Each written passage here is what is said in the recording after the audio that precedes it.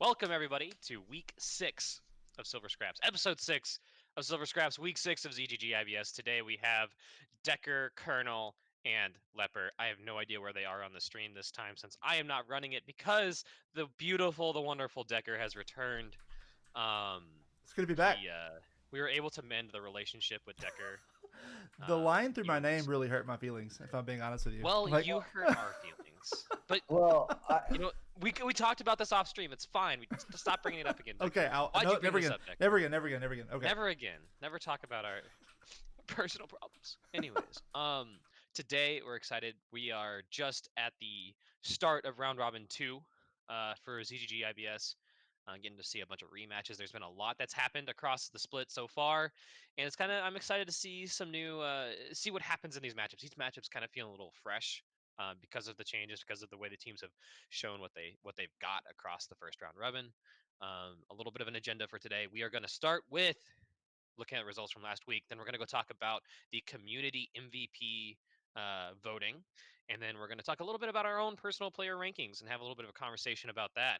And we'll wrap everything up looking at week 6 matchups, our highlight matchups, and our predictions for today, for Sunday. Again, today is being recorded on the Saturday before the matches. So if anything insane happens between now and then, we wash our hands of it. It's not our fault. So, you guys want to jump into it? How are we doing today, everybody? doing good. Doing good. How are you doing? Are you doing okay? You had a was it birthday? So my birthday is tomorrow, It's but tomorrow. I was So celebrating everyone, last night. so everyone and in got very chat, drunk. I everyone don't. everyone in Twitch chat right now, wish Tex happy birthday because when you're watching this, it will be Yeah, his while birthday. you're watching, it's today. It will So- literally be. I will be 26 by the time this goes live. There you go. Tex, I don't think I've ever seen anybody so happy as when that League of Legends trivia question Oh my came God. onto trivia. It was You just amazing. started texting into multiple discords. I've that's- never seen just such joy come out through text. It was before. beautiful. Oh, they're like, how many people are on a team? How many people play in a game of League of Legends? And it's like, I know this answer. So does Denobi, who's right here. I and would no have, reaction. Our I would top have laner's loved right- it if you got it Oh wrong. man. That would have Yeah. been. So my buddy's girlfriend was there, and my girlfriend was there, and there. So Bria is like, she's like, all right, I've conceded. My boyfriend plays League. He does a bunch of shit for League. This is fine. She's given up on it. Her valuation of me is down here. But Yeah. I think my friend's girlfriend. This is the first time she met us, and this is like the first time she's gotten to meet a bunch of his friends, right? There wasn't a lot of us. There's like 5 of us out there last night, but she was like, "What is happening? What is this League of Legends thing? I don't know what's going on." And you were just That's a giddy. culture shock and a half. Yeah, that's great, Mhm. man. Well, let's talk about some League of Legends, right? Yeah, let's talk about Let's do some it. IBS. We had some pretty interesting results. Who wants to talk about what matches stand out to you guys today from last week? Well, just to toot my own horn and have my moment of ego stroking, Thank you, FTP stroking. had the quickest game of the split against Crosspoint. How fast was it? 19 minutes 37 seconds. Woo! I think that was faster than the fastest game from last split too. Yes, Last it was. split, last split Revolution had a game in 20 minutes sharp, like 2040, and I think that was the fastest. Yeah, 19 minutes 37. Damn. They That's, couldn't even surrender fast enough. Yeah, that's impressive. I would have hit FF pretty quick. That was not an FF either. So Should have been. I don't know. yeah. I There you think go. the bigger surprise looking at these, I mean, other than the elephant in the room that I assume we're probably going to talk about. We'll still. get to that. We'll get to Yeah, that. we'll get to that later. We'll get to it. Arc 2.0ing Revolution Agreed. really is a surprise to me. I think after Arc took a game off MIT, I had high hopes for them, and they sort of fell a little bit short. And I was like, oh, it was maybe a little bit of a fluke there. Maybe it just was a good game or on Arc's part or a bad game on MIT's part, but nothing too much to show for it. But Arc is trying to prove me wrong, and I mean, taking Revolution so convincingly is like obviously a good first step to do so. But I think they still have a little bit more to prove for me to consider them a top tier contender. So the standings on the slides, and the standings in the document are reflecting tiebreakers. So if things stopped right now, this is where people would be seated. Mhm. Now, there's only one tie, which is FTD Arc, but this is where the tiebreakers would fall. Right. The Revolution Arc game is interesting. It was a relatively new roster. Not new roster. There were some new elements, right? New mid lane and a newer support. But Arc coming out swinging. Like they're not. I think their win against MIT and Light, using hindsight, their win against MIT was them stepping up to the plate, less MIT stepping down. I think maybe the combination, but I want to look at it with some silver lining, some positive vibes about that. But it's going to be interesting where they end up on the rematch. Go ahead, Decker. Yeah. So I think Phoenix on Lux both games, right? Am I remembering that correctly? Oh, never mind. that makes more sense now. Yeah. Oh, like is this just like draft gap? I mean, Phoenix put up decent numbers in that game. I mean, but obviously their KP was huge. It kind of looked like a Phoenix show to me, looking at like the graphs and the post game. So, I mean, we talked about since week 1 that Phoenix looks like a one trick, and I think a good strategy just ban one tricks. If they're one trick, you probably just ban one tricks. But I don't know. I wasn't as surprised. I think Arc is a very an underrated team. We've talked. I think they're one of those teams that we identified as having a lot of pieces. I think that 6 foot Max is a good jungler. I think they are an underrated jungler. Captain Ryu, obviously, we've identified as has massive carry potential if enabled, and bot lane is I will probably rant about. We'll talk about later. Is kind of washed across a wash in a lot of the IBS teams, but Arc has a lot of pieces, and I'm excited. It was a big win for them, and hopefully it doesn't kind of deflate Rev, who's been sort of ticking back up recently.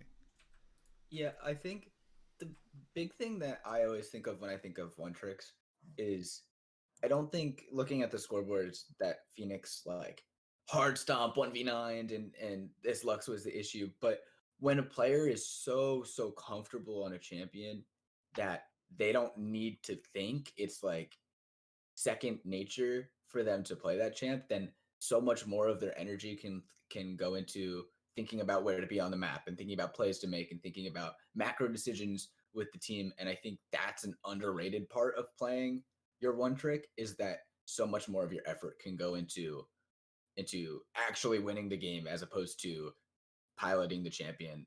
And regardless of if Phoenix 1v9'd or didn't, I think that was a very, very big hole that I saw in the series just in general. Yeah, there's there's a significant impact that comfort has, and the ability to play a champion that can both carry and support the way Lux can from the mid lane, right? She does a lot to set up teams. She's hard to if you're not able to shut that down, she can really just control, as a control mage does, that midpoint in the map, and you can pivot around that and do whatever you want. And then I'm looking at it, you got Vi in the jungle. There's another proactive jungler, and then you've got Ornn, Braum, Kai'Sa, right? So you got your scaling on the side of excuse me. You got your scaling tank, scaling ADC, and you've got the ability to pivot and make plays from the mid jungle to set that up for the late game. It's pretty impactful. While we're still on Shadow Isles and talking about these teams, what was the of the 3 matches? I think I know, but I want to ask, what was the least surprising of the matches? FTD Crosspoint. It feels a little redundant, but it's FTD Crosspoint, right? FTD Crosspoint. Leopard, walk us through. Give us some insight into that match. I'm interested to hear from your from the top lane down what you thought of that match. It was King of Brawl trying to salvage 3 hard losing lanes. Mm-hmm. That's the way I would say it, right? But it wasn't just like that. Like there were multiple instances of like weird kind of play where like bot lane didn't rotate out of bot lane when Vinny was taking mid tier 2. Ooh. Like that kind of thing, Mhm. right? So it's just I really don't have a lot to say because there were a lot of things like that. And that also actually I'll say this, part of the reason that the first game was so fast is Diana ult is fucking disgusting because you can kill people over walls. That, Okay. yeah. I really hate that- that champion. I honestly do. I hate like that if champion. you I love that haven't champion seen the strategy. clip, I put it in the community highlights and I can Oh, drop the it one in with there. the Seraphim ult and With just the Seraphim like, ult, yeah, that Ah. was the end of game 1. Like that was it. Got it. That ends a game pretty quickly. It's That's- just Yeah, neutral. just Just we getting a were like, wombo. oh, this looks like a good Seraphine ult that's not going to do anything quadra kill. It was I have kind of a thing. I have a question, Leper. So Yeah. you talked about the Vinny's taking the tier 2 mid lane turret, like the inner turret, and the bot lane's still down there. What tools are available to players? This is kind of like a the more you know type question, a little bit of an education segment. What tools within the game, when you're looking at your screen playing League of Legends, are available to you to recognize that that's happening? There's a mini map. Ah, okay. Well, See, I wanted that's to make just sure. one- No. I want to say this. We're too. just flaming people now. That's what we're Um, doing. I'm sorry. I hate I'm the sorry. I fact know that we're we supposed to set be this up, respectful, but because not only is there a mini map, there's this other thing that you're required to be in called a Discord. Sometimes it breaks. To be fair. To be fair, okay, like I weeks set it me has up been for that breaking play like because it's crazy. like I don't want Crosspoint to sit here and be like, oh, people are ragging on us. Like it's Honestly, like I want they're to see. being judged on how well they play ping pong when they go to the ping pong club on day 1, but they're Yeah. judging themselves against people that have been playing 2 or 3 or 4 years, right? Like Basically, FTD is That's a really good point. arguably the most veteran team in the league, right? Bunch of boomers. We are a bunch of boomers, right? Like it's that, and there's not much you can do. Even like I know we're picking on them for that, but like when you just lose in the 1v1, there's not much more, and so I want people to understand too. Like I talk about this a lot. I lost every single series. I think I won maybe 3 individual games my first season, right? Like Yeah, I you were really played bad. I was really, really bad. I was a Yeah. terrible jungler. Holy crap! I have a 0% win rate in ZGG as a jungler. I've never won a series. I watched a lot of those games, by the way. They were That's really why bad. I'm commenting here is because They're I'm really old, bad. and I've watched so many of those, and he's not lying when he says So it's like I want people to hold on because like Yeah. once you understand it, it starts to make more sense. And comp is another beast, right? Competitive League of Legends is a totally another beast, and it's really hard to like.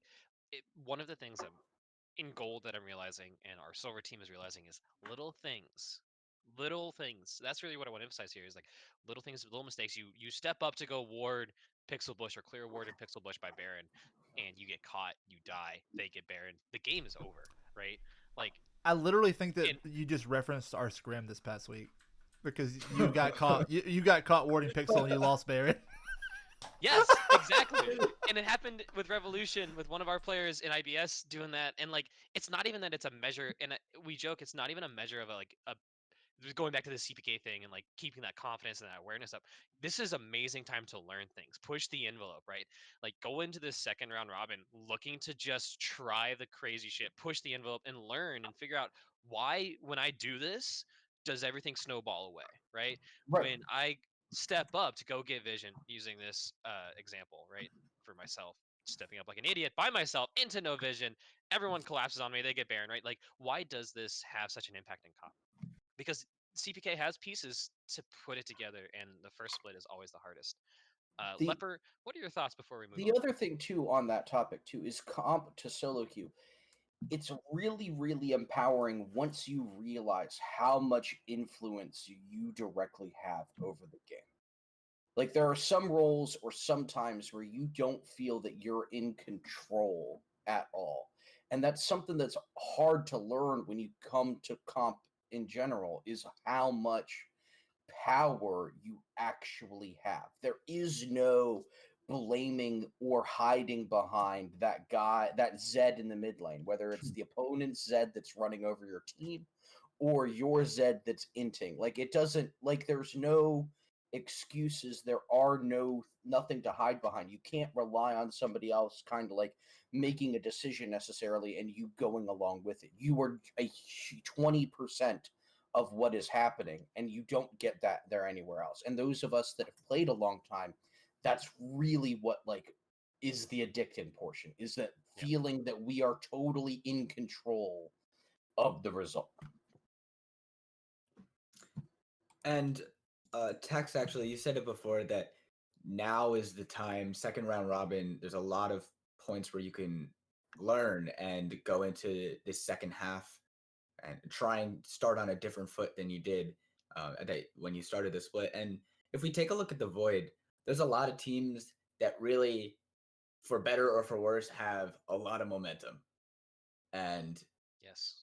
there is a point where and it's right now, it's as soon as the second half starts, where you can change that narrative. If you are falling from grace, you can stop and start to climb back up. And if you're climbing up, then you can continue. And there's a lot of teams here that have a lot of work to do. I think most of the teams have a lot of work to do. It's to talk about the Void a bit, right? We've gotten our chance to look through Shadow Isles. There's some interesting storylines going on there, but in the Void, we've got CBR is on a tear. We got Beyblade's Let It Rip is on a tear. They're ripping through the standings. VBU and the Fallen. Also have, true to their name. What'd you say? They're also true to their name. They're True taking to a their little bit name, of a fall. they are sliding down the standings a little bit, and they have some. To your point, it's second round robin. It's a chance for everyone to kind of reset if you need to reprove yourself, right? Like the Fallen and VBU, that's the chance, right? Now you're starting over again. You've got a whole nother set of games against all the teams. If you're a GSG or Abyssal, it's your time to just say, like, fuck it, let's put the pedal to the metal and try to figure out what's That's going on. another thing too. Like we've never done a double round robin in the ZGG before, but there's a huge opportunity because you know what to expect from a team to go in with a much better plan. Just because you've lost once doesn't mean you need to lose again, particularly when you have, at this point, you have a ton of match history data. You have the first time you played them. You have these experiences to know what you're up against. So I think that it's going to be really, really interesting to see who can come in with a clear mind and take this on. Because there's a lot of chances to completely subvert expectations. Unfortunately, Subversive isn't here to continue doing that, but there's a lot of opportunity to subvert expectations. One might say they've gone submersive. underwater, They've gone maybe. submersive. They've gone underwater. He is submissive. So looking like we looked at Shadow House, I'll pose this to you guys as well. What was your most surprising You mean the Void? of the Void? Yeah, what was your most surprising game result or match result in the Void? So, one might be tempted to go for the low-hanging fruit here of Abyssal versus Goon Squad, but I'm not that kind of person. I'm going to say the fact that the Fallen University didn't even take a game off CBR. That's where I was Really? going. As much as I don't want to talk about the fact that we lost this week, I'm willing to. I'm with you. I think that CBR and the Fallen. I mean, this is the second set. The TFU is not had Bot God, right? Because Bot God was subbed out, and that was against VBU. I'm going off the top of my head. And they won. It was against Beyblades. And they won. If I'm wrong, someone will correct me somewhere. But they won 2-1 in a kind of a shaky series without Botgod. And then this game, CBR, they were not short games. They were 30, 35-ish minute games. but CBR didn't make it look hard to take down TFU minus Baka. Having watched them too, it was kind of like, this is even, this is looking good. Like TFU is here, and then just CBR would explode, and the game would no longer be close. It would take them a while to close out from there, but it was kind of like at that point, Is there- TFU was just bleeding to death. I did cast this series, so I was really surprised while I was casting the series, just the way that they lost. Like when we look at CBR, it was always this assumption that the top side was going to be disgusting, and it was really strong rocks in both bot lane and mid lane that weren't going to lose you the game and just going to let Swag Money just sort of carry in the jungle. And now with the new top laner, maybe a little bit different. I do like the top laner. I think he played really well. But game 2 was Little Rodney running over the Fallen. He got Tristana in the mid lane and 1v9 stomped. It was just him that was so strong compared to everyone else. And that's not really what we think of when we think of CB rookies. We think of him being a strong player, but a safe player, the Anivia that holds down the mid lane, not the guy 1v9ing while everyone else, while top lane is actually just being a weak side top laner. And that is what's pushing me over the edge to say that, yeah, I think they really are a top tier contender, because it's not, they can go into the game with two completely different game plans and still stomp the best competition they have in their group. Yeah, and I had the wrong matchup, so I want to correct my game time. It was a 30-minute game and then a 25-minute game is what it looked like for this match. But 25-1 was Little Rodney. Yeah. I mean, absolutely just Tristana, Halo Blades Assassin Tristana just popping off, right? But I've ranted about this before, but TFU's entire strategy was, if to be candid, for the lanes to play like bitches, and then bot guy to just 1v9, and then eventually they start team fighting and everyone's big, right? And without that, they have to rely on their laners. And I've said, I've also in conversation with you guys said this. I think that TFU with a different jungler is still a good team. I definitely do not think they're a bottom team. I don't think they suddenly plummet, because I do think that like Young Rich Boy is a very good mid laner, right? I think that Top Baller is a good top laner. I think those are two very strong players. But they're having to completely revamp their team identity, without that strong rock in the jungle. So we'll see. They have a huge, which we'll talk about later, but they have a huge proving point, I think, this week in their match. So I'm ready. This is probably going to be my match to watch this week, but we'll get to that later. We'll get there. Colonel, hit us with it.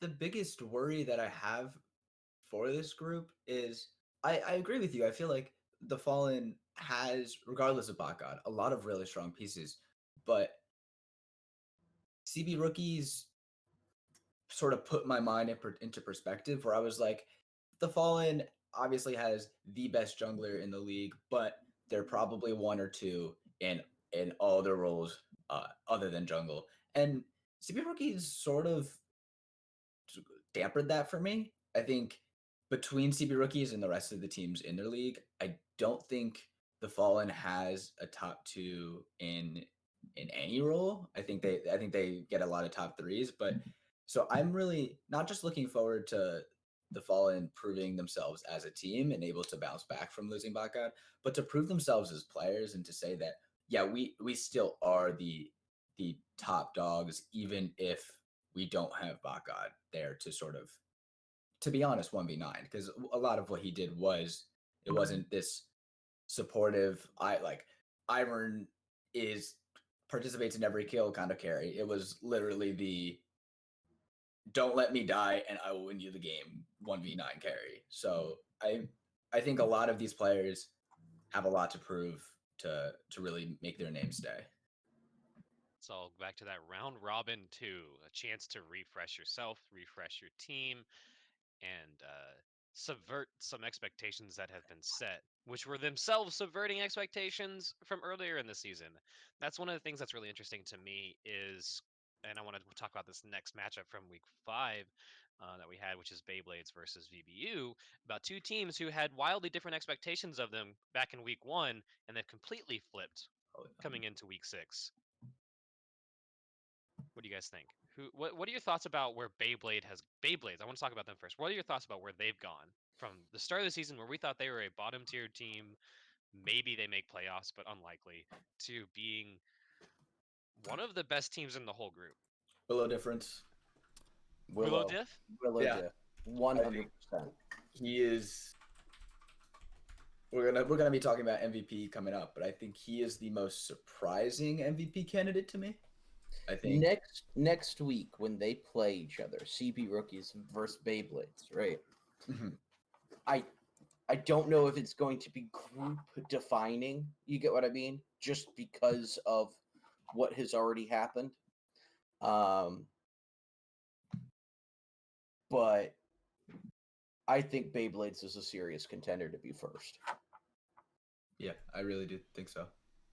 If they lose to CB Rookies, though, it's basically impossible. pretty hard. for Literally long It's run, pretty but hard, it's yeah. unlikely if they lose to CB Rookies a second time, just My- because tiebreaker. Wait, no, is so... Beyblades beat CB Rookies back. Oh, you're right. So This CB is- Rookies. So if they win, right, then tiebreaker almost certainly goes in Yeah. their favor. Beyblades only losses to GSG in week 1. They have. No, they lost 2. They lost they? also to. Oh, they lost to the whoops. following two. Yeah, they Dylan lost. Bogart. They Yeah. lost to To Baccarat Baccarat. University. My thoughts on Beyblades. One, and if Stone Poet is in the chat, add him or add them right now. Please put post game screenshots in your match results. Hasn't done it once. So we have no post game screenshots from any games that Don't really know that how they go. that Beyblades No, you- wins. So please put post game screenshots so we can look at the stats. It's much harder to pull them up in match history sometimes because it doesn't always work. Yes. So please do that. But I've said for weeks now, I think that Beyblades is completely on the rise. I mean, Colonel, you nailed it. Willow is the central cornerstone of that team.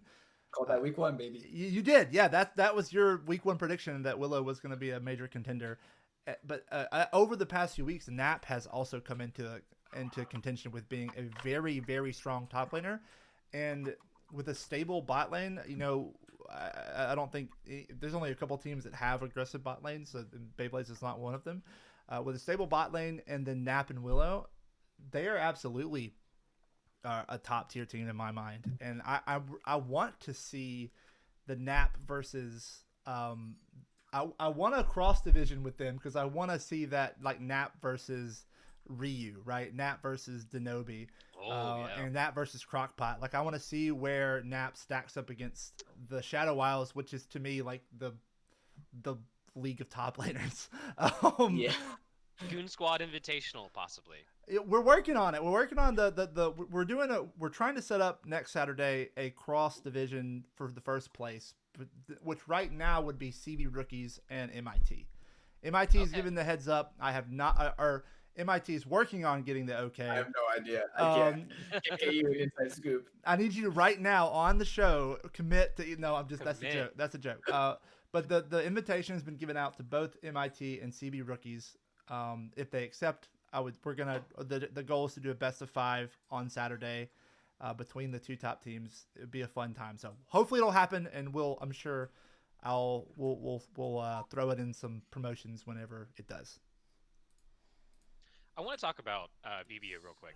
So we talked about the rise of Beyblades, how they've only dropped like 2 series. They've stepped up. They've taken a game off of CBR early in the season, which is at this point considerable, given that CBR has only lost to Beyblades and is walking across the rest of the competition. On the other side is a team that started out rough and has had a rough go since the get-go. VBU. We came in expecting a lot from them after their showing back in summer. They had a very solid roster with people that we thought that we had high expectations of. And Colonel, you've talked about it each week. You've said these roster changes are going to punish them, and we want to see them stabilize. What are your thoughts, Colonel? Please stop changing your roster. I I really just want to see like a 5 players stay the entire time. That being said, I think this time I'm more excited for the changes. I think the changes warrant a little bit more excitement. Just when you look at the names that are bringing in and the experience that they have in ZGG, but still, I feel like until I see this team stay for 2 weeks, I'm not confident that they are going to come back to where we expected them to go. I think we expected them after what they did last split to really come out the gates and be a top tier contender. And I don't think I can have in my mind a top tier contender have be a rotating door of players in and out and in and out and in and out trying to fix problems when VBU has a lot of infrastructure, right? They are a one of the bigger orgs. They are a longer term org compared to a lot of the rest of the competition. And there needs to be something. There needs to be something in terms of what's happening on the coaching staff, what's happening uh, in behind the scenes to stabilize this roster that doesn't include a player, so that 5 players can stay and learn together. Because until they learn together, I see this team having a really low ceiling because you can't grow if you don't keep the same people there. Leper, what are your thoughts on VBU? Do you think that this Well, is they the week that they're picked going up to a stabilize? champion. They They picked did up pick up a champion. Um, You're I talking about think Token, right? I'm talking about Token. Although I would argue that Feng Rui had more to do with Token winning a championship than Token did. But that's a different discussion about the past, and this is not a analysis show. The one thing that I will say about this is it's definitely they picked up more stable players, right? Talking with a lot of the VBU people, they weren't exactly happy with the approach that a lot of the players that have been removed had, right? And so I think that this is a chance. I don't know, but it's a chance that they can turn things around. They certainly have the power in them to ruin our predictions. I hope they do, but I can't really say I subscribe with the faith right. I'm not confident in I it. have very little faith. Yeah. Like I don't have a lot of faith. I just think that with a lot of the issues from what I've been told about VBU in terms of like mental stability, in terms of approach, in terms of being willing to listen and be coached, I think that these are big improvements in those areas, even if they may not be on paper in terms of individual skill as strong. Well, talking about, or Colonel, do you have anything before we jump over? Yeah, I just wanted to put out there. I feel so bad of Feng Rui. He this is his second split now. It might have been 3, but I know 2 because it was MIT. Where not on a team in the beginning of the split, but pulled into a sinking ship, if you will, to try and salvage what's left over. This is a very similar story to what happened in MIT after the team explosion that happened last split. And I feel really bad because I do think he's a player that I would really be excited to see him on a team for a full split. But um, last time around, it obviously didn't work out. This ship still sank.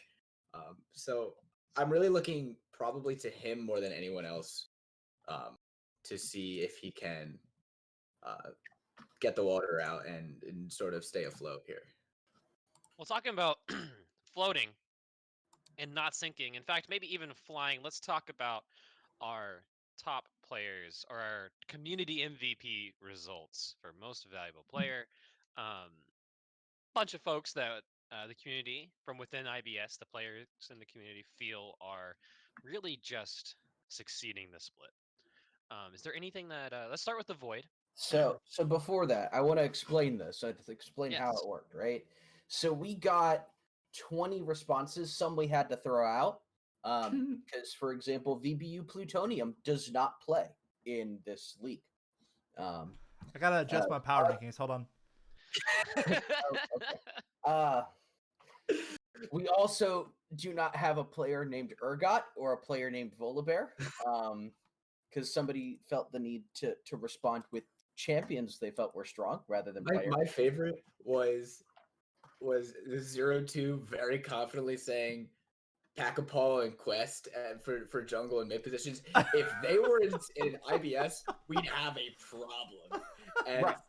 seeing those in the silver scraps votes was definitely a highlight for me. So we ended up roughly with like 17 or 18 responses. The respondents were asked to respond with 2 players that were not on their team but in their division, about who they felt were the best in their role. And we simply just counted the results. You can see how many were voted for in each one. We split them into each division. Number 1 vote, number 2 vote.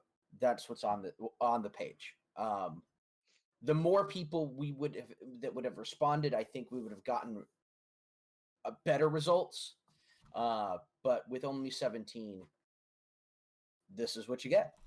And we can try again at the end of the season to try to get like. Would be fun. I want to do it the same way again because I think overall we got a really good sense of what the community felt as a result of this, because you had people from, like, an example being Chinese Spy. Just about everybody who responded for mid responded with Chinese Spy, right?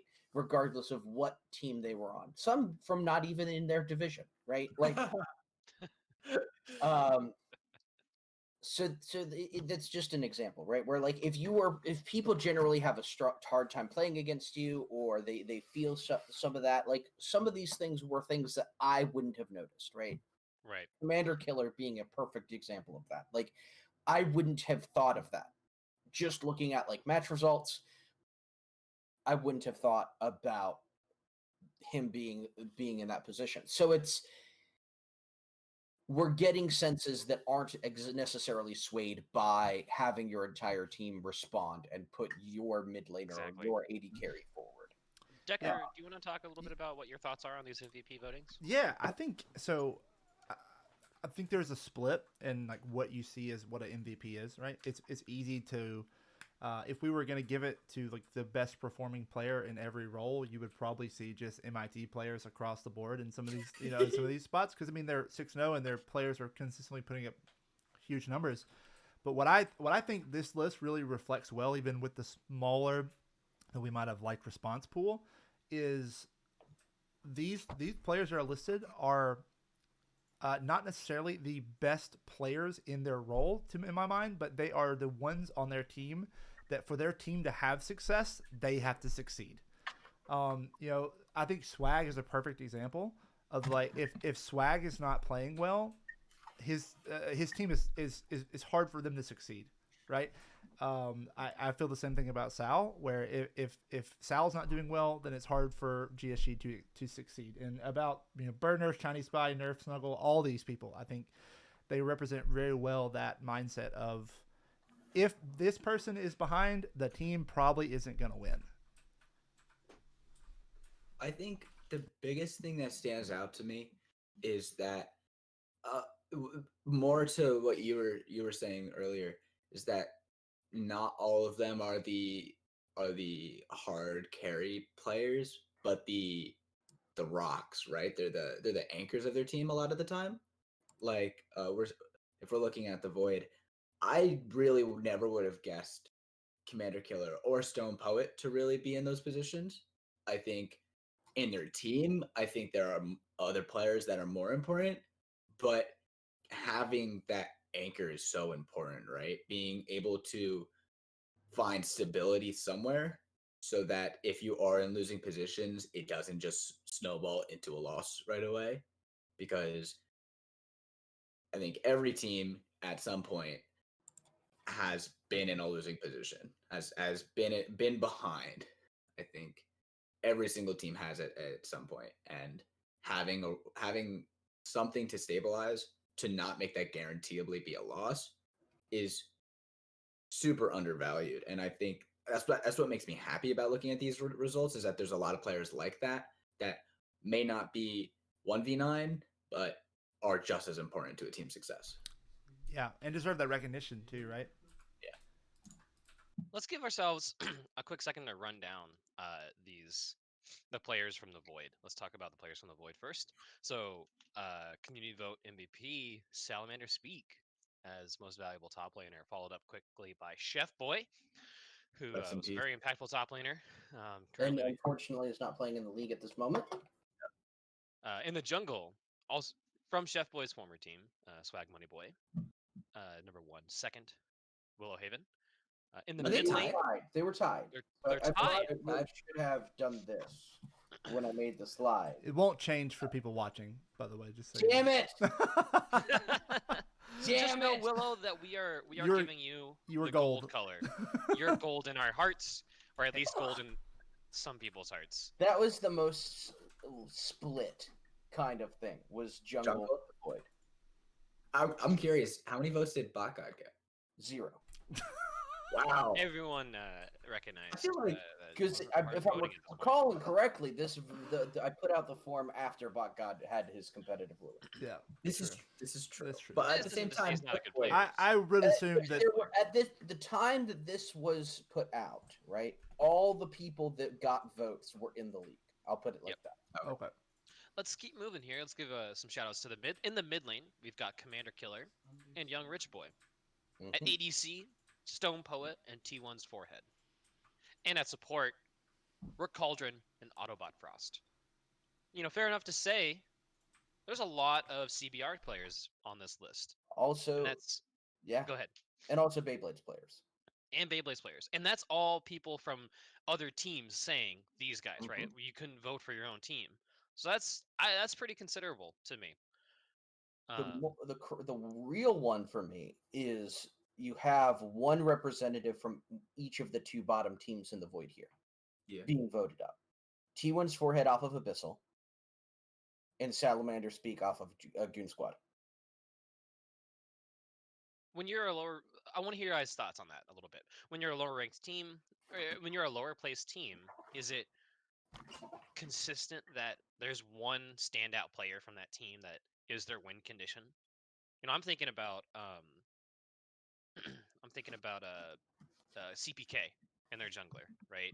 Thinking about Salamander, I'm thinking about Stone Poet. Hell, even for GSG, you've got Skeleton, right, in the mid lane as another win condition. What do you guys? Does anyone have any thoughts about that? Yeah, I think often what I like to see is that bottom tier teams at least pick something to use as their win condition, as this is what we're gonna play to. This is how we're gonna find our wins, which is why I expect that only one player from those teams are there. But also more so to speak highly of the Void, the bottom tier teams look better.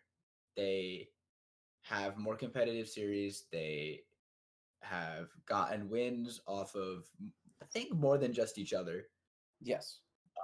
which is significant in my mind. And they have shown a lot more bright spots, right? So when you have moments like that, even if you're a bottom tier team, that's what gets you voted here. That's what gets your name remembered, is when you have a bright spot where you're like, holy crap, we just got our asses kicked by Commander Killer. We just got destroyed by Stone Poet. We didn't even see some of these players as threats, and then all of a sudden our Nexus is gone because of them. And I think that's what more so speaks out to me, is that the Void, especially with Subversive, sorry, Submissive is just ingrained in my brain now. But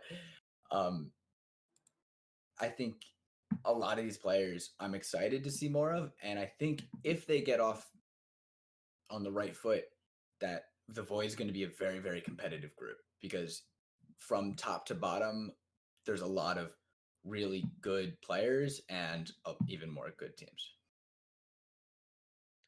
To talk about more good players and more good teams, let's jump over to Shadow Isles. So over there in the top lane, we have General Danobi and Captain Ryu, 1 and 2, voted in the top lane. We have in the jungle Bird Nurse from MIT and Merit from FTD, voted 1 and 2. In the mid lane, another MIT representative, Chinese Spy, another FTD representative, Venny. Seems to be ADC, there seems to be a pattern. FTD with another MVP vote, but this time for the first place ADC MVP, the one and only Nerf Snugglebutt, followed up by 2 honorable mentions in Killistera and Lispanks. And then in the support role, we have Shadowfax and Chubby Chernobyl. Decker, do you have some thoughts about these MVP ratings here? Yeah, I think that first of all, I think it's appropriate that Denobi is not only the top MVP for Shadow, but also the most the person that's received the most votes in any position. Right. I think that that's interesting. That Denobi is, to me, is like the perfect example of what an MVP is. That's that if Denobi is doing poorly, Rev probably isn't winning. So I'm happy to see that. I think if I had to pick if I handpicked the MVPs for this division, it would be pretty close to what this list is representing as far as just being integral to your team's success. So I'm happy that the communities is that my and the community's brains are one. We're succinct, right? So I don't know if that's a good thing. It might not be a good thing, but I think the one that surprised me a bit is Shadowfax in the support position. I think I would probably have not had Shadow in as the number 1 MVP. I think Chubby, and then who's your support, Colonel? I'm terrible. Actually, and Shadow Stealer. Yeah, Shadow Stealer. I think Chubby or Shadow Stealer might have been more of where I was lining up, but other than that, I think this is a really good representation of the strength of players in this division. Interesting note that I just realized. In both the Void and the Shadow Isles, the second place team got the most MVPs. That's like a little tidbit. It's a little factoid. I think I have a reason for that.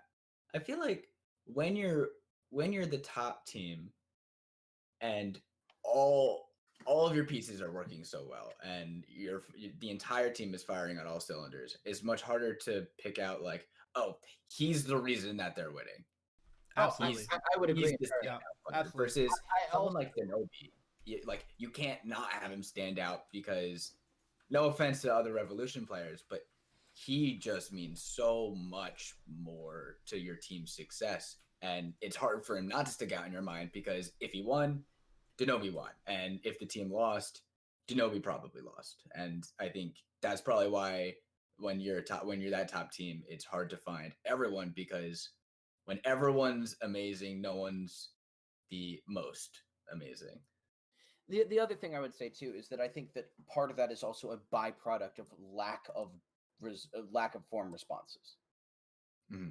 Not that I'm questioning too much like the validity or that we would see similar trends, but I think that if we had more responses, we would see more of the number 1s represented, right? Like I think that if we had more responses, we might have seen Crockpot up there in top lane, or we might have seen CCG Nab, because both of those, for example, were somewhat underrepresented, which surprised me. So I think part of that is also looking at number of responses. Mm-hmm. Are there any final thoughts before we get to talk about our personal opinions a little bit? Clearly, the community does not know anything, and we know everything. So let's go ahead and lay it out. Let's lay it out there. I want to jump into the meat of it. I think Decker and I share some similar opinions about a very specific role on the map. And I want to lead from what Decker was talking about with Shadowfax and Chubby. I agree. I would put, honestly and personally, I put Chubby as the best support up there with like Rook Cauldron in IBS right now. In terms of just playmaking, right? The guy he gets in there and is making an impact on the map. Every game, on the lane, on the map, everything has a dominant. It controls the game, impacts the way the game is played, both for their team and the enemy team. And just in generally speaking, the support role has an interesting dynamic. Decker, I want to hear some of your thoughts about that. Talk us through kind of Yeah. So your let's start. rankings for support. Let's start with the most important role in the game, which is support. And I am Of in course. no way. Oh, I I am in forgot no we way have two biased. support lanes. We I used to forgot. have 3. You used to have abandoned us. You abandoned I us. did. I left. I remember last season of Silver Scraps, we had 4 support mains, and it was glorious. And now we've got We got did have four support we've Oh, got yeah, a we've got a top Oh, laner, oh, and then it's whatever fine, oh, it's fine. we get whatever Colonel is, and then a top laner. I don't know, Colonel. You play mid? Is that what you do? Phil at the moment, probably. Okay, mid. okay. So we got an autofill player, which is basically a jungler, and then a top laner. Anyway, so we can talk about support.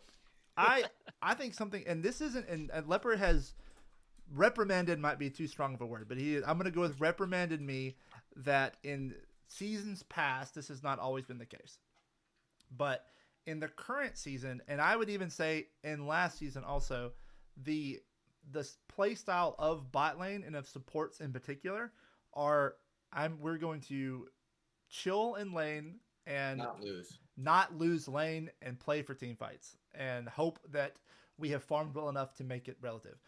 The reason that I think that Chubby in particular and Rook Cauldron, those are the 2 that stand out the most to me. I have Chubby, Autobot Frost, and Rook Cauldron as my 3 best supports. I will say also, I chose not to rank any of my players anywhere on this list. So if my players don't flame me when I literally never mention any of you because you're not on my list. So Chubby, Autoboss, and Rook are my best 3. Autobot because I think Autobot is just mechanically a good, effective player. Chubby and Rook are there because they break the mold for me and play a much more aggressive support style and make for, to me, as a support who gets really bored playing passive and Morganas and Yumi and Nami and those like enchanters, protect people kind of comps. They actually look to make plays in the 2v2, and their teams allow them to play with more aggression. They get more jungle proximity. So I love watching Chubby and Rook play specifically, and that's why they are my top 2, again with Autobot as a close third. So I'm gonna go and say it further. I had a really, really hard time ranking a lot of the supports, even the ones that I've played against, because for me, from playing in Shadow Isles, the only one that really pops into my head at all, unless I really sit here hard and think about it, is Shadow Stealer, right? And for different reasons than Chubby. And I can say too, we can look at like last season. Tex was basically considered to be the best support last season because he just how did the kids say it? He piss smurfed, I believe. I hate that. Is that so much. wait, Colonel? As the youngest person here, do the kids say that? Do they say piss smurf? Not the kids that I. Okay. Maybe it's just the ones in FTD. I don't know. What I want to see out of supports is I don't want to see that flash off of cooldown for more than 10 seconds at any given point. Take Hex Flash and blow Flash on cooldown. That's what you do. So Tex kind of dominated and in a lot of ways, in my mind, carried Revolution as a result of being able to shut down a lot of these very, very kind of passive, just let it flow kind of bot lanes. We saw that earlier in like we didn't really have any of those in Split 6. Split 5, we had Jibs and we had Zell, who both were really good at that. So it's always, there's generally those that can you're looking at me funny, Colonel. Zell. Zelectric? Electrify House? Wow, that's bringing me back memories. We need to do a ZGG documentary and like interview you guys and a bunch of other people just to get this knowledge, because this knowledge needs to be preserved somewhere. Knowledge has a lot of MIT disappointment. Yeah. I mean, anyways, Leopard, continue. So like there's also because then you have the variants too. You have those that the supports that you kind of hate in solo queue. You know what I mean? Where they're standing behind their AD carry, just waiting to kind of throw the Janna shield. You have that level of let's hope we win, but then you also have like the way that I felt I played, which is let me posture aggressively. Let me just try to position in a way to get a CS lead. Let me, while I'm not playing necessarily the most interactive or aggressive or punishing, let me still do things in order to ensure that the game wins, but more focused on not losing than winning. So it's like, but it's hard to differentiate those things, particularly for me, who's not bot lane focused anymore. And so it's a thing for real where like it's hard to see supports when Sorry, go ahead. they're just kind of there. One of the best examples of that hybrid style, one of the best supports from last split that I want to transition this into talking about supports here before we move on to some of the other roles. It was Maximum, if I remember correctly. So Maximum was the hardest support for me to play against the entire split. Last split, we lost to him in VBU in the semis, Revolution 2, VBU 3, in a very tight series. And one of the things that he played was he played Morgana, he played Alistar, right? Two totally opposite types of play. But one of the things that that Maximum did very effectively, especially on the Morgana, was positioning like an enchanter is supposed to position. I've had some coaching on playing enchanters, and one of the things you do is you create that parallel between yourself and the ADC. If anyone who wants to learn, I recommend every damn support in IBS go watch Core JJ's how to support videos. Just like watch the first 3, Absolutely and fantastic. you'll get to gold 4. Yeah, Like it's gonna happen. agreed. Especially if you can master that triangle positioning, like Exactly. that of itself opens up so much. And that's what I want to see from these supports. That's what I want to transition. Maximum was so good at that. Because as an aggressive support, right? Like the way that you punish people like myself and Chubby, and I believe like Rook, Cauldron, and stuff like that, is we're going to form triangles more often. We're gonna step out of position because we're aggressive, we're anxious, we're bored in lane, and we want to do something. And the way you punish that is by maintaining that parallel. And when they step out of that triangle, you go for a trade just instantly. And you don't have to get kills, but you can accrue that 10. You start to accrue that 10, 20, 30 CS lead through the laning phase that transitions into you start to get dragons. You start to stack dragons. All of a sudden, you're able to roam mid lane, kill the jungler, get dragon, get mid turret. All this kind of stuff that snowballs from the ability to punish mispositions in lanes. That's, I think, similar to what Leper's saying, is we're not seeing that a lot, I feel like, right now, and I want to pay attention to it more going into the second round robin. But I want to see supports actively You play don't that need style of to lane. be an aggressive kill-oriented support to be an effective support. Like, so I have Shadow Stealer, for example, in my list as A tier. Like, I have him like 3rd, and a lot of that is because in lane he just sits under tower, right? He's not. Hold on. I have to listen to Snuggle and Chubby in my fucking ears go, oh my god, these people play like, I cannot say the rest of the sentence, right? Let's They just cut it right there. They're not doing anything. They are basically being Play-Doh. Holy shit, this is awful. And then Shadow Stealer shows up in mid lane and ganks my mid lane. Like, that's the thing. Like, I think that Shadow Stealer has impact across the map, but in lane, he's a wet blanket. Like, that's... I think against other teams that are not FTD. A lot of wet blanket supports where like getting pushed in and sitting under tower and CSing is not being effective in the bot lane. I think it's also a comparison of against FTD versus against any other team. Because, I mean, Snugglebutt and Chubby is such a dominant bot lane where you can say, guys, this time let's pull back and let us win elsewhere on the map. But you talked about Shadow Stealer and influencing the rest of the map, and looking at where he influences. I'm really curious what your guys' thoughts are on the mid lane.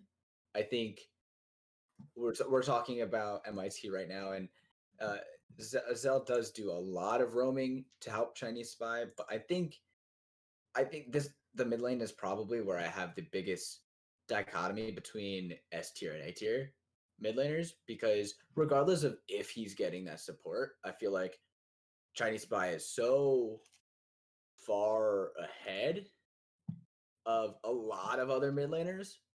Vinny and from what I've talked to Chinese Spy, actually, he said that Young Rich Boy was someone that stood out to him. But I think mid lane, after a couple of top tier picks, I think the level of play sort of falls pretty drastically. I think one of the big things about mid lane that I want to like kind of take the idea of proactivity, right? That we're talking about, not necessarily just YOLOing it under turret, but the idea of creating your own advantages and being that pivot point. We talked a little bit about with Phoenix, I believe. Was it Phoenix? Yeah. From Arc with Lux and the jungle mid duo being that like pivot point, right? One of the things about Chinese Spy, about Little Rodney, about Vinny is these are mid lanes at that top tier that are pivot points consistently. They're consistent rocks in the mid lane that the team can move around and pivot around to affect the rest of the map. They do it in different ways, right? Chinese Spy is often like kind of, I feel like, is often a like kind of solo carry, like kind of looking for kills, if I remember correctly. Players like Skeleton, another one for GSG, who's really proactive. Um, Little Rodney is generally, he's a rock, and a lot of times he capitalizes on those like kind of 2v2 skirmishes that happen around mid lane, and then is able to snowball that into just dominating the game, not letting the jungler play the game.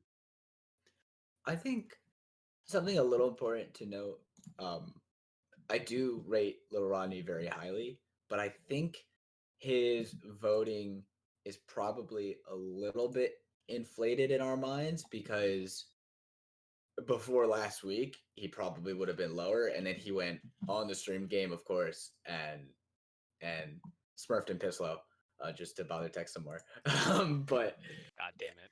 I think I can't put Little Rodney any higher until I see him do that again.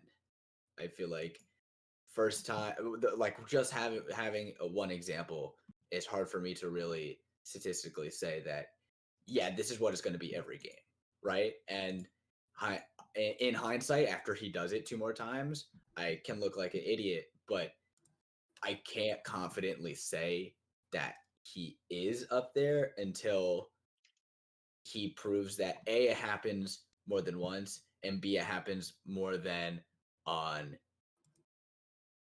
Tristana, which I think is one of his only real true 1v9 champs. If he can do that on not Trist and he can do it against anybody else, then all of a sudden I think he jumps a tier and a half to me, and he's up there with Chinese Spy. But until then, I don't think he's proven it to me yet.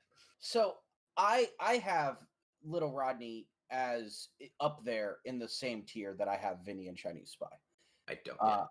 I first of all, the man smokes a nice cigar. He has great taste. I have to call that out. Episode 2 of The Mind Lane, great shot with the cigar. But Rodney in particular, the thing that I really like about Rodney is compared to Vinny or Skeleton, where they are making it very, very clear and pushing for those leads, pushing for those kills. Rodney is much more of that maximum kind of player, right? Where he is diffusing. He is not. He's gaining leads by denying the other player from getting leads, right? Now I haven't seen a game yet where I can go, yeah, Rodney just got hard gapped here, or Rodney just wasn't able to perform. He may not have necessarily the most dominant successes, but when you have some of these other players in their Commander Killer, Skeleton, where he's not, he is the one that is dominating those matchups against these more aggressive players. I really have to shout out that kind of level of careful play. I also want to shout out his YouTube channel where he's posted content, even talking about some of the stuff that we've talked about here. I'm a big fan of the dialogue, so keep it up. Everyone, if you can get a chance to go check it out. Got to see those cigars. Before we move on, something that I should do, what would think we should do, because we don't actually have anything on screen. I know we've talked about some specific things. Can we go back through support and mid and kind of highlight some of these people so that people can at least hear their name? Yeah, Absolutely. maybe we pick like one person to read their list. Is that fair? That's fair. That's fair. I can do support if you want. You go support because I you love at least support. at our private sheet you have more than anybody else. Yes. So for me, for the top echelon of supports, I've said already, Chubby, Autobot, Frost, Rook, Cauldron are my number 1, 2, and 3, and I do think there is you could separate the two to not get long-winded. You could separate it to these 3 and then the rest of the field, because I think the rest of the field has a very similar playstyle to one another, which we just spent a lot of time talking about, so I won't go through. I will say though that I think that Shadow Stealer and Redneck stand out to me a bit more with their ability to pressure around the map. I think there's something to be said about sacking lane for advantages elsewhere, right? And I think that Shadow Stealer and Redneck do that more than the rest of the field. So I would have Chubby, Autobot, Frost, Rook, Cauldron, and then as a step below, Redneck, Shadow Stealer, and then from there, Brandon Needs Help, Queen of the Ruckus, Runetato. I can't say it right. Runetato, and then I think that's how I did it on stream, and I wasn't yelled at. And then IHF. I think those are all 4 of those players sort of lumped together in my mind a bit. They don't kind of differentiate themselves from the pack. So there's my supports.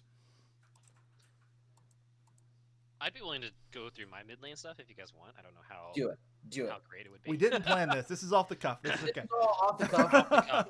And feel free, everyone. Feel free to jump in as I'm going through my list. I have a list. I'll roast you every time I disagree. Go fuck yourself. What? I think. I'm kidding. I love you. So Wonderful. from the top, I am still on the GSG train. Okay, so please forgive me.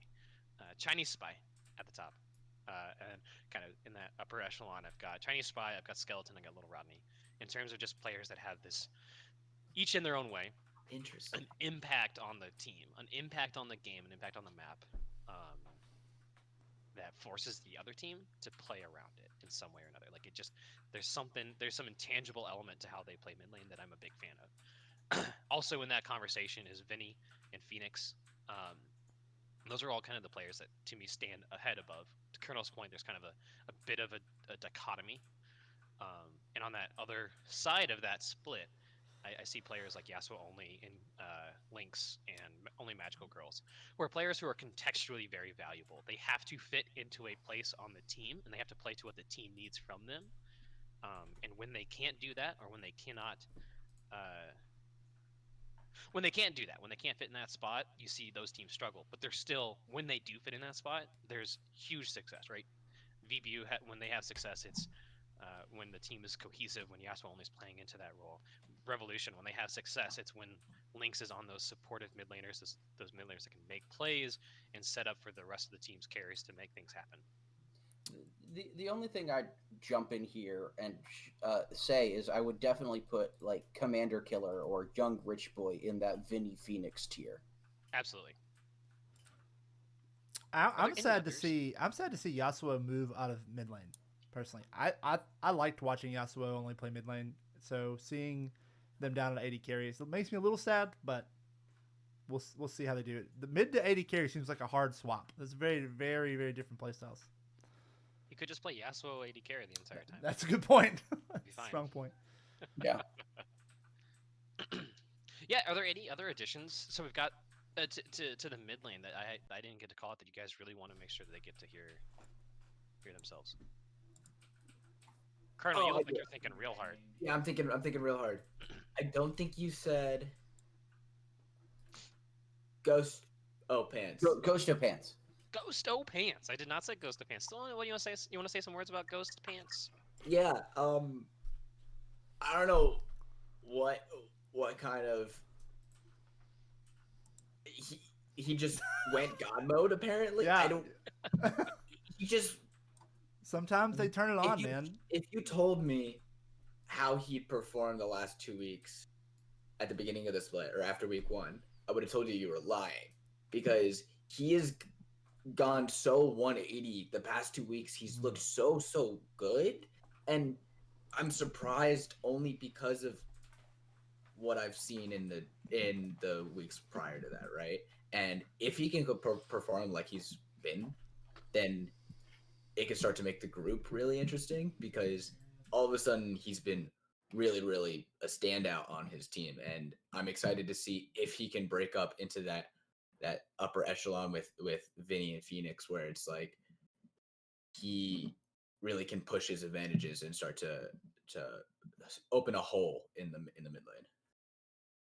To talk about the other side, something that we've stressed a lot this split is the mid, or this season rather, the mid jungle synergy. I want to talk about the other side of that, the jungle role. Leper, what is a stand? What are some standouts to you in the jungle role? So the big four for me is Bird Nurse, Willowhaven, which are my top two. He's right, by the way. Bird Nurse and Willowhaven are my top two. And then in the next section down, I would have Schwag, Merit, and 6 Foot Max. That would be my top 5. Ooh. I think you're missing King of Brawl. No. I still think I'm sorry, King of Brawl is good. sorry, I'm with you, Colonel. Him. Some of the things that I've seen, I can't put him up in that group. I can't. I think King of Brawl suffers from lack of winning lanes. I think if King of Brawl had better laners.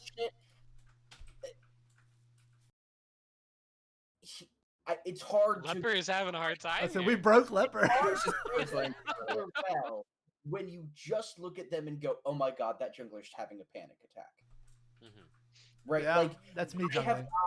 From what I have seen of King of Brawl, I haven't seen a calm, controlled game from King of Brawl.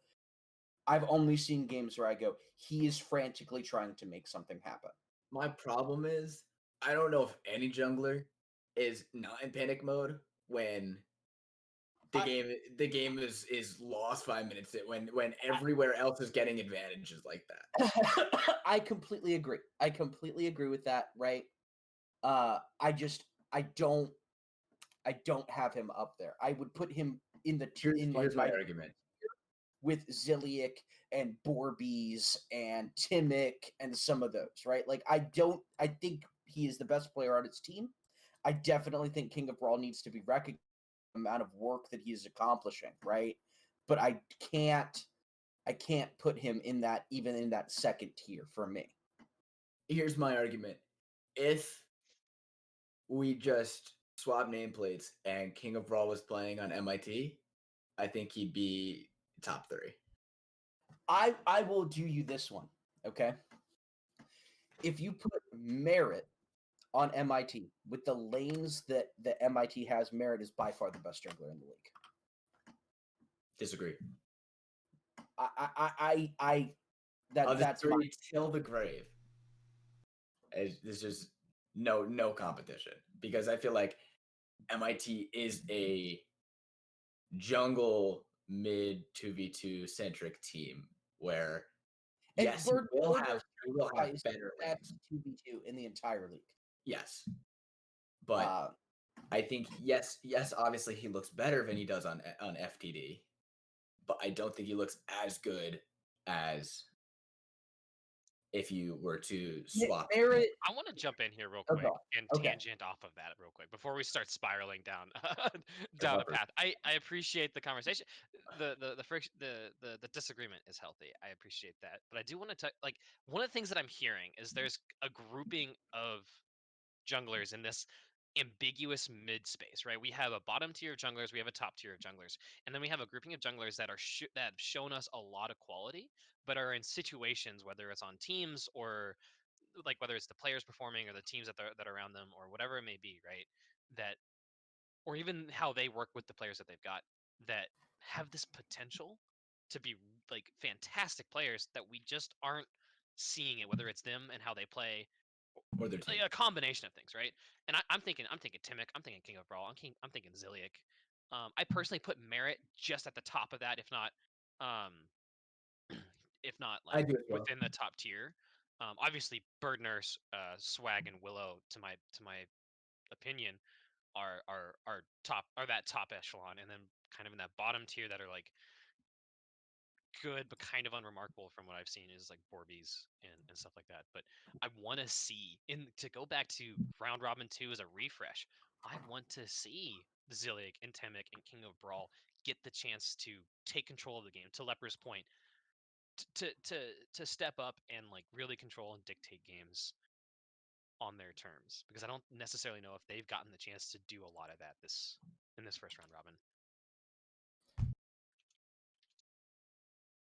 Decker, how would you feel about walking us through just your comprehensive list, or would you rather Colonel or No, yeah, I can take that. Someone has to do 2, right? So I'll do the jungle also. So for me, there's only one role that I'm qualified to do. So I'm not qualified to do any of this. So, so for me, 3 very distinct groups. Ooh.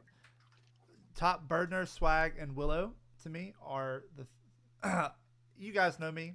I'm a Swag. I stand Swag boy, Swag money boy. Right. I've done it since week 1. I think he's a great jungler. So I think Bird, Swag, and Willow are my like. These 3 are so integral to their team. Like they are so important to their team. Even Bird Nurse on a team like MIT who is popping off. If Bird Nurse doesn't do well, MIT will look a lot weaker. Like Bird Nurse is just so important to them. Well, we don't know. It hasn't happened. In the bottom, the middle little portion, Merit Large and the 6 foot Max are both in there. I think 6 foot Max is a contender for a top jungler. I've seen a level of improvement from Max over this split that if we go into the second half and they keep improving, I think they could even bump up into the top echelon for me.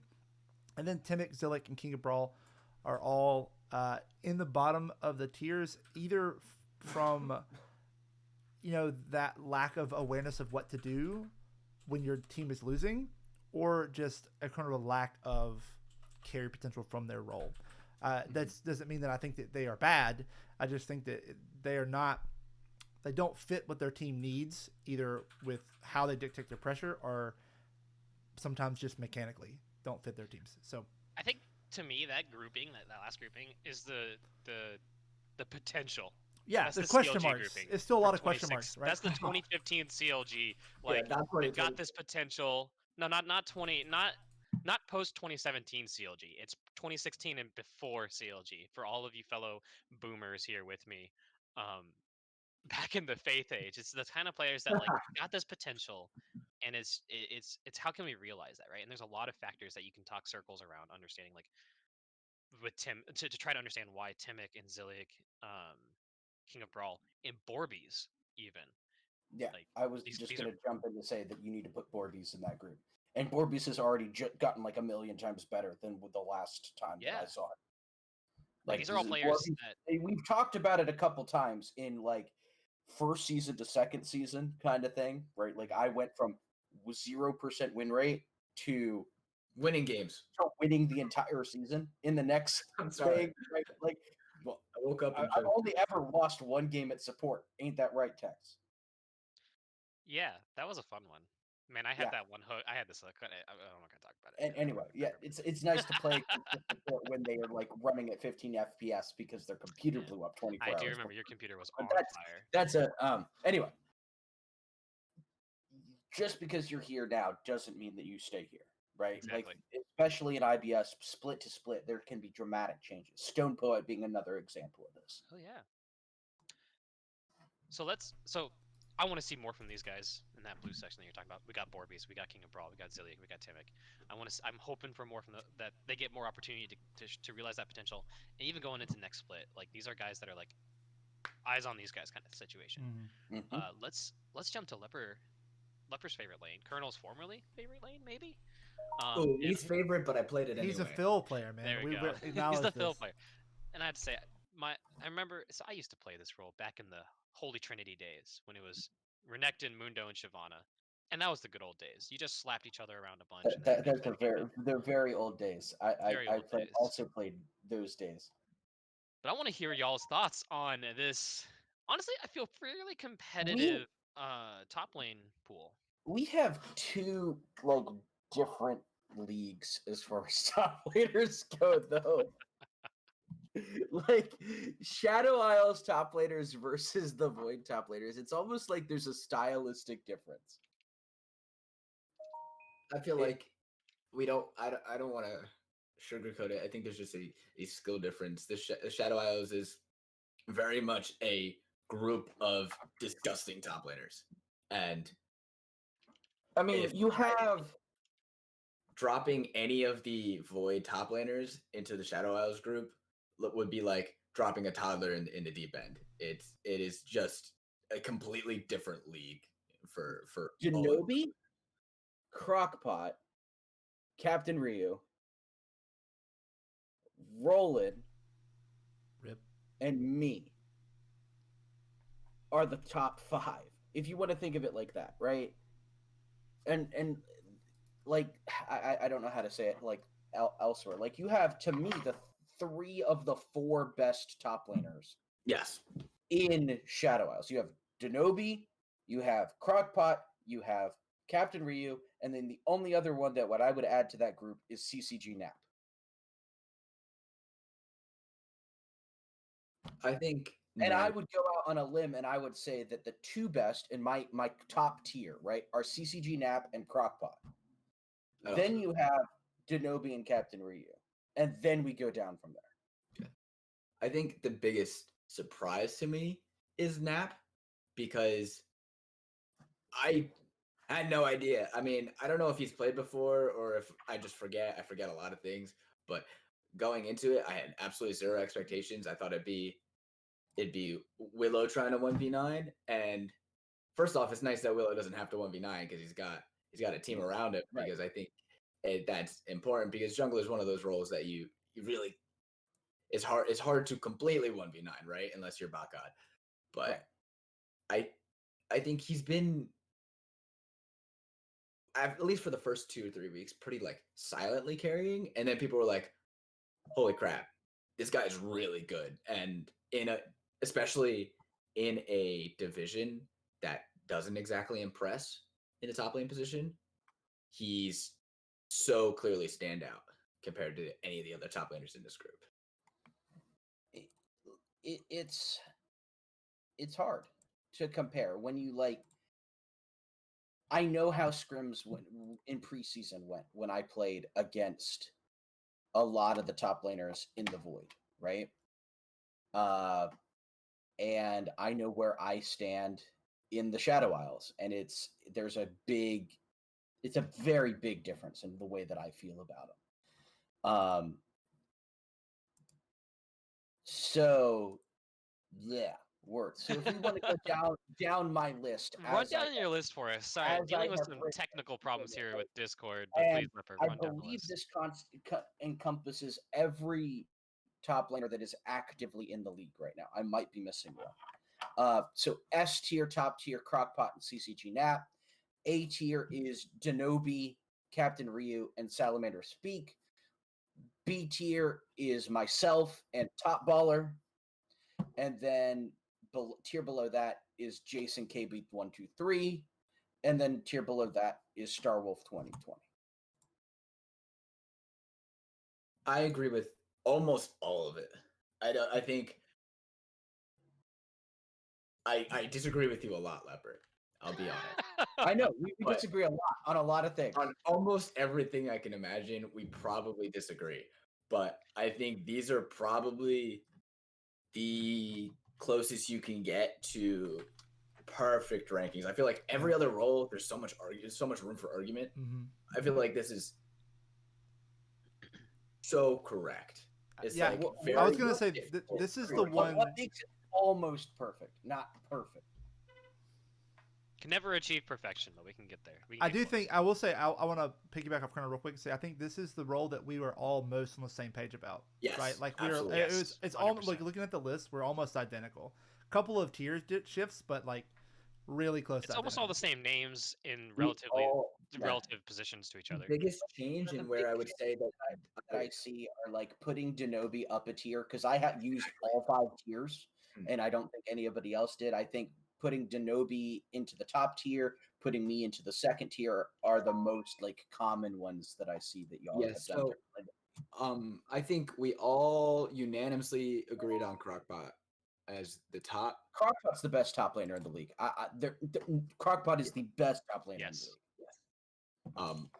I think the biggest thing and where I would disagree with you, I think Nap is the second best top laner, but I think it's a little disrespectful to have Denobi a tier below them when I think, to be honest, this might be is not what I put on my list, but what I would maybe even argue is that Crockpot is solo in his tier just because of the gap between him and the next, because I feel like Nap and Denobi are pretty close to each other in terms of what they offer, when I feel like Crockpot, although it's like very, very set in stone that Crockpot's the best top laner, that Denobi's not that far off Nap, and I don't know whether that means bringing Denobi into the third person in that S tier or bringing Nap down into that top person in A tier. But either way, I feel like there's not that big of a gap between the two of them, while there's a bigger gap between Crockpot and either of them. Let's move on a little bit here, guys, because I love this discussion, and honestly, we can keep going and going and going. Are we talking too long? We're talking a Yeah. little bit long on this. We all talk. That's what we do. That's just what we do. Let's, Colonel, I want you to roll into ADC for us. If you can, I know we've gone down the list for every other role, but we don't know why we haven't went gone in the down the order we did. list for ADC. What'd you say? Support jungle We went into the in weirdest top order. ADC. Well, I think one of the issues, and here, you know what? I'll get the conversation started. One of the issues that I have with the ADC role is nothing like against the players or anything, but it's the nature of ADC this season has been kind of weird, just from like a riot balancing perspective, but also from the way that the supports play. It mutes the ADCs. A lot of the supports in IBS are not playing in ways that accent their ADC's place to put them up on a pedestal to make them look good, right? The reason that's for me Snugglebutt and Bravex Bravex, and yeah. Laspanx, T1, Killstare, all these guys. Like Killstare may be a little bit different in terms of why they're on my list, but like these other ones, they get put up there because they are given the chance from their support, from their jungle, to play the game basically. Killstera builds fucking wild shit on their champion, if I remember correctly. I would say that the So reason that's that I another element don't have Killistera top tier is that they build and play as an early game AD carry. They build and play in a manner where they're going to fall off. But Fair, before but they also fall I off, don't think MIT they're is the dumpster. game that So goes it's long like- enough for that to happen. Like there's been one game this entire season that has overcome that, right? Yes, exactly. It's an on paper weakness, not a weakness that has been exploited. So I think to your point, Tex, I agree a lot. I think a lot of the ADs are put where they are not because of their skill, but because of how much of their skill the support lets them show. Exactly. Yeah. Because I think a lot of these ADs would look god tier next to Chubby Chernobyl or Shadow Sealer. I think. And Rook Cauldron. Gonna call Don't that forget out. Rook. Rook's a great player. But I think so. Let me compare it to your guys' list because I know I'm probably the farthest from you guys. But I think in the top tier, Snuggle is very, very much in S tier. I think it's the only person that we don't disagree on in my list, because my list disagrees with a lot of you guys. I think Snuggle, Killistera, I have in S tier as well, and Bravex. I was unsure of where to put Bravex because when I watch his games, as good as he is, I'm unsure of how much of that is the rest of his team. And he's so standard. He's so this is hard to say. It's like upset before he joined Fnatic. Like will not lose you the game, but not very often is winning you the game either. So that's why I struggle Okay, to that's fair. where to place him. I'm not sure if I'd put him in bottom of S tier or the top of A tier, but either way, he's such a great player that it'd be a disservice to put him anywhere other than S or A. Behind them, I think Zyphus is actually someone that really interested me. I think he's the player that I'm looking to most when we talk about the Fallen. The Fallen has sort of been silent on this list because I think mostly because it's sort of hard to place the rest of their players now that Bacot is gone. You can't really tell how much of it was just that. From scrimming could- them, part of it's really hard. Is like my experience with the Fallen is we've got 4 players that are playing not to lose and 1 person carrying the game. Exactly. So it's really hard to identify a lot about them from that. But I think the only player that I very confidently had in an A tier from the Fallen was Zyphus. I It's think. unfortunate that he's now a support.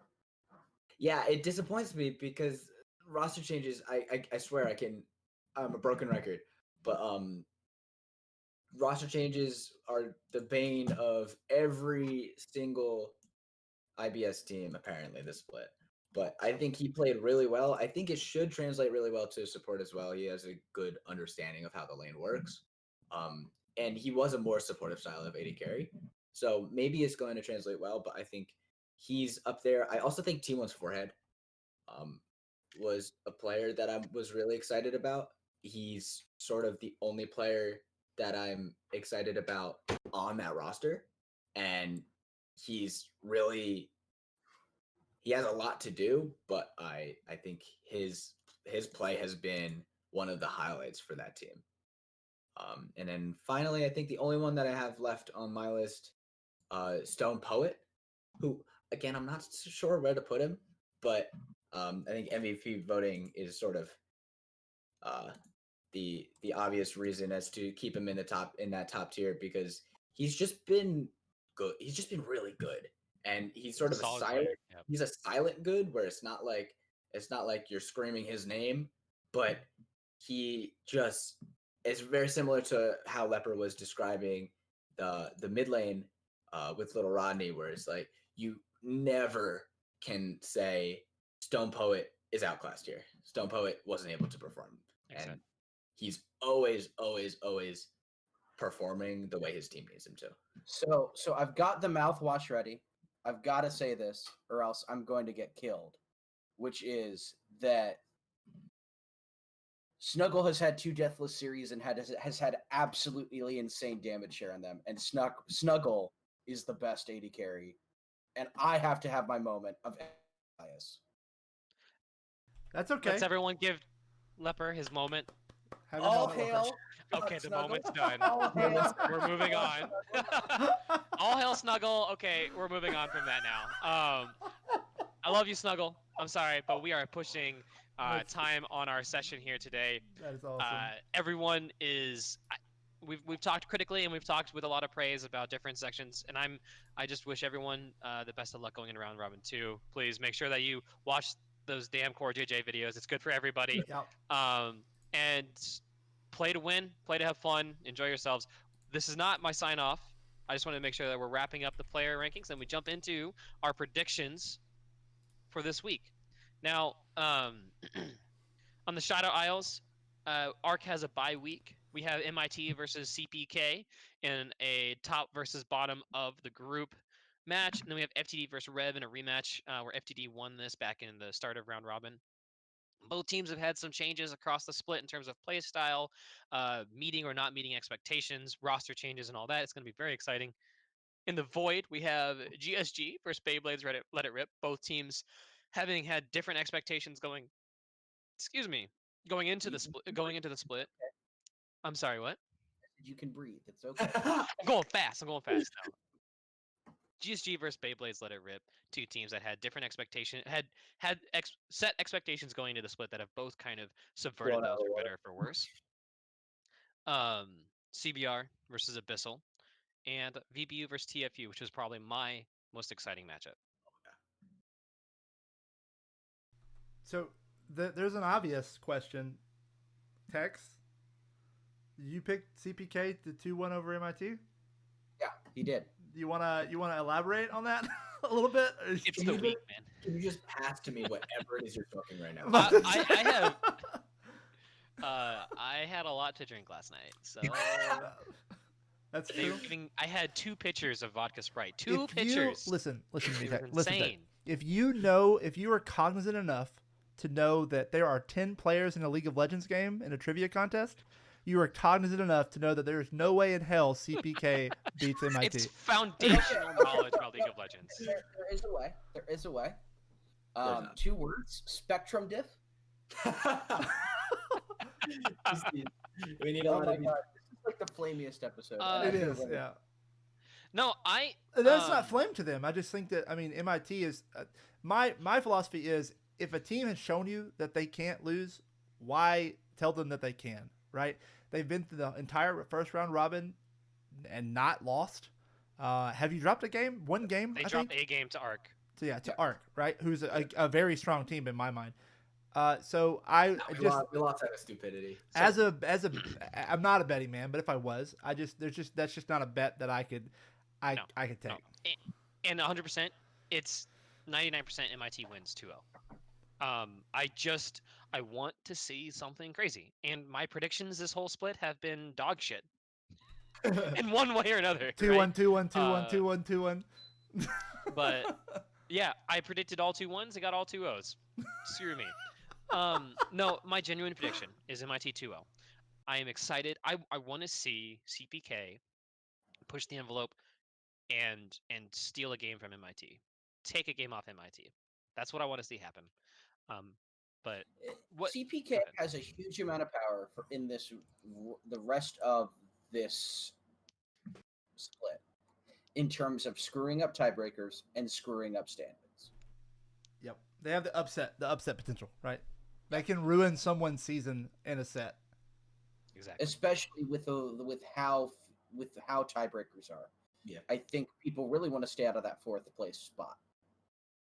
Can we just talk about how much hell would break loose if Tex was right and CPK just I'll shave if Tex is right. Nobody's Clean. on- I'll clean shave if Tex is right. I like that. Okay. I'll dye my hair a different color. No lie. Like I'll get like a pink streak right in the middle. I'm gonna get it cut anyways because it's garbage. So when I get it cut, I'll get a dye and just like pink streak. I will say the match that we CPK do this. are the most split on. I would love y'all's thoughts on, especially for me, is GSG and Beyblades. We're 50-50 split there. We're also 50-50 split on Rev versus FTD. That's a good point. Reading is difficult sometimes. But we'll talk about GSG. We'll talk about GSG. Let's talk about the Decker's match that he gets to talk about is going to be GSG, right? So that's the one he gets to volunteer. Mine was the CPK. We'll get to Leper and Colonel in a moment here, but my take on the GSG Beyblades one is GSG is on a slant and Beyblades is on the other side of it, right? They're Mhm. 2 teams that have opposite directions that they've been moving across the split, and this might be the culmination. This might be the peak for both teams, and the peak for one and the valley for another. I know I said I'm on the GSG train, but I'm trying to be realistic. At least about I get one match where I get to say CPK 2-1 MIT, and I get one match where I get to be realistic, and this is the one I'm choosing to be realistic. Trying to be a little realistic about. That's fair. So I'm having trouble because my mind is telling me that I've been on the Beyblades hype train for such a long time.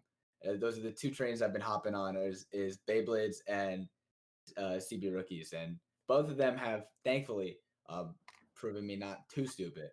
But I really, really hope that this is where GSG pulls back in because I think they are the best last place team. I think more so than CPK, I have a lot of faith in them to if they start off the second round robin good and they start off on the right foot, that they can really start to make a climb. And I don't know if it's more so the logical side of me or the hope in my heart that maybe they can, but I think GSG has a lot of potential for the second half of the split. Leper, I want to hear your thoughts. What match do you want us to talk about? Let's talk about the other split, right? Which is FTD versus Rev. Because we've got 2 FTD 2-0s, and we've got 2 Revolution 2-1s. I mean, I think that kind of talks to the like. It's to me, it's like 70-30, 60-40 favored FTD 2-0, and if Revolution's gonna win, it's gonna be a tight 3-game match. Where the point for me that I think comes in is, and Leper, you can just shut your ears because I'm going to talk about you for a second.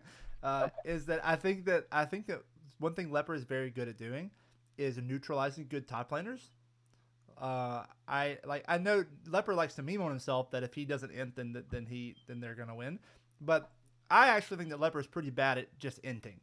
I think that Leper is good at neutralizing top laners who have other people have struggled with. So I also think that Rev, with Denobi not ahead, is very difficult for Rev to win. So my prediction is going to FTD because I think that Leper will do a good job of neutralizing Denobi, and Denobi without a lead is going to be a problem for Rev to deal with.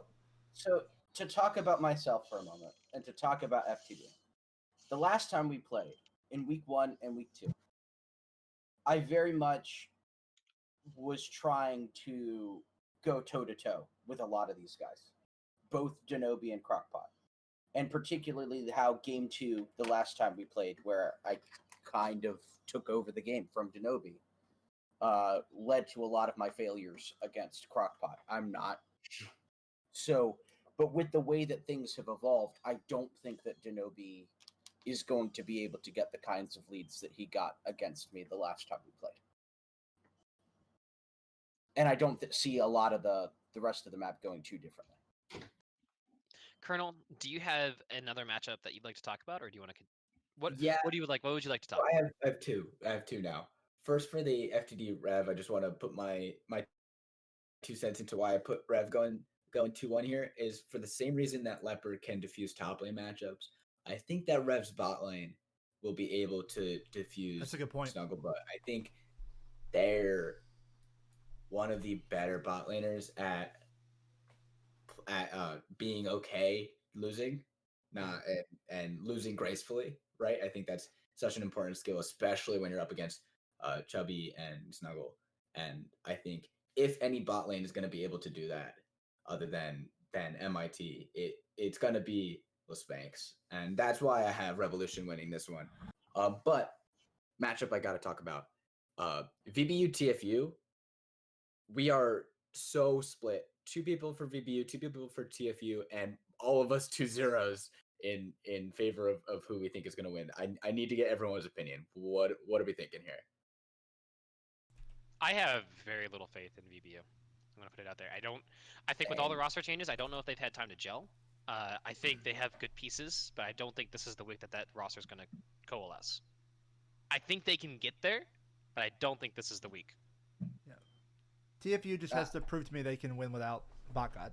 That's where I'm at. Yeah.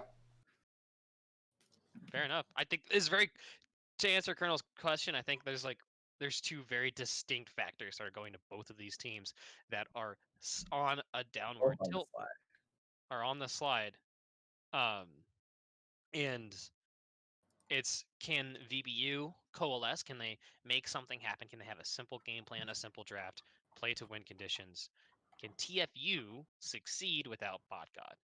These are 2 things that we don't know about either team, and I think it has huge implications for the rest of the split for both of these guys. For the rest of the round robin, whoever wins this is going to probably have a better time, straight up, going forward, and the other one is going to just continue that downward slide.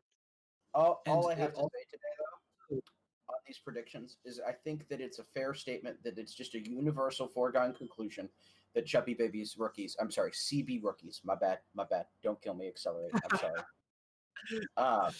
is just going to beat Abyssal. Yeah. Is it the only one that's the only one that we're all completely agreed on? And we all think that it's a 2-0. Wow. And I really don't have a lot to say about it. I'm not like there's not. I feel similarly to CBR versus Abyssal as how I did about FTD versus CPK. It's not a question of if; it's a question of how fast. can they get the record? With that, everybody, any final thoughts before we wrap things up for Silver Scrap? You should check out Colonel and hopefully the lovely cutie Kapaka Paul. Great casters, by the way. Good duo. Thank you. Yeah, we'll be streaming the MIT CPK game on Zero Gravity Gaming Twitch. So come check me out, please. It hopefully should be a good one. I don't know why, but this is probably the only game that I'm really rooting against MIT because I really love to see Decker shave. It's not good, man. It doesn't look good.